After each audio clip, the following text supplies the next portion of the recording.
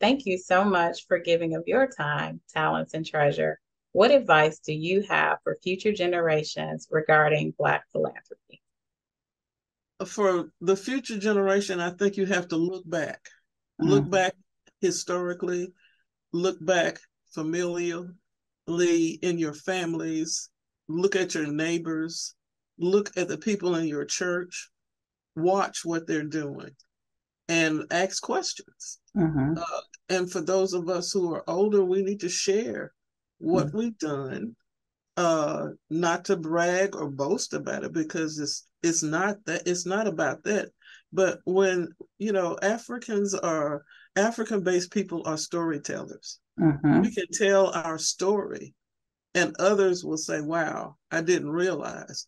And sometimes, especially if you're on the receiving end, you can tell the story of how someone in the community helped you. Mm-hmm. Uh, and if you're on the giving end, you can also tell the story of how you helped others, but you yourself at one time in your family had been helped. So Mm-hmm. we're excellent storytellers. Just tell the story, tell it with sincerity and honesty. And I think once you plant the seed, someone else will come along and water it, and we can keep supporting one another, because oftentimes we're the only ones that we can turn to, and someone will do it with love and compassion, undergirded by faith. Oh. I got to thinking about there's two areas that have greatly decreased in particularly in the Black community, and that's neighborhood and family. Mm-hmm.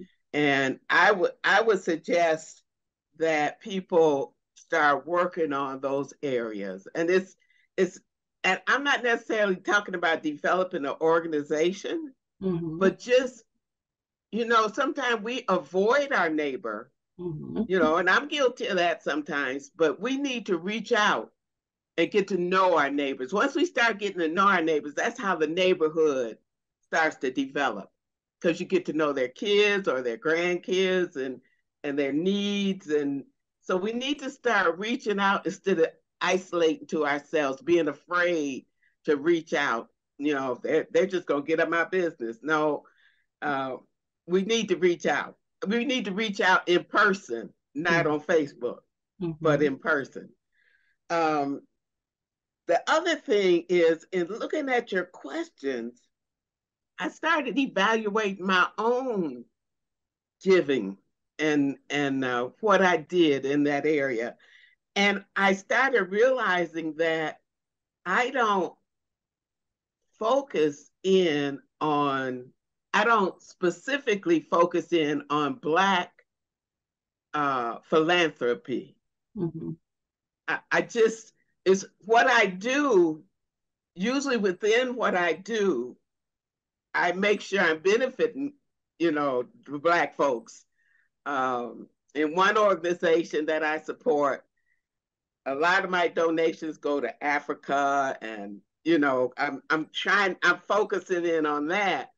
But the donation itself, the purpose itself is supporting the word going out.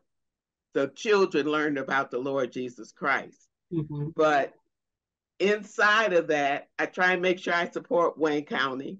Mm-hmm. So inside of that, I do, but not really focusing on. So I'm going to have to reach out and explore, research Black philanthropy, Mm-hmm. organizations that are focusing on it to increase that 2%.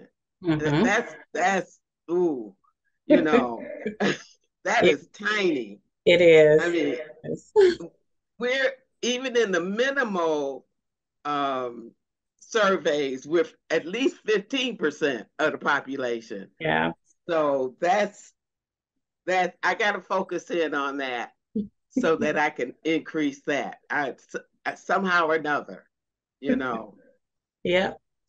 All right. Well, So the advice that I have for future generations of Black philanthropists is to, one, tell your story, to recognize how we give in a variety of ways, to counter the narrative that we are only recipients of philanthropy from folks that, don't look like us and, dress a certain way, and that we all have the ability to be philanthropists and as such to feel the power of doing that.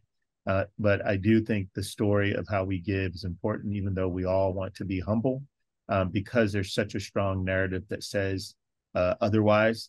It's critical that we honor ourselves and celebrate one another and celebrate the diverse and the creative ways that we give, so that all of us can see ourselves in the meaning of philanthropy as love of humankind, and that we are part of the change that we most seek to see in the world. All right. My advice is to bring your full self. Don't fall into the trap of believing you have to give out of abundance, or you have to win the lottery, or be a professional athlete or entertainer to be a philanthropist. You can give, and I think of it as bringing your full self when you think of your mind, how you can research and be analytical and study issues. You bring your hands and all the things your hands can do, from writing a check to, as I mentioned earlier, driving someone to an appointment or lifting someone up, feeding somebody.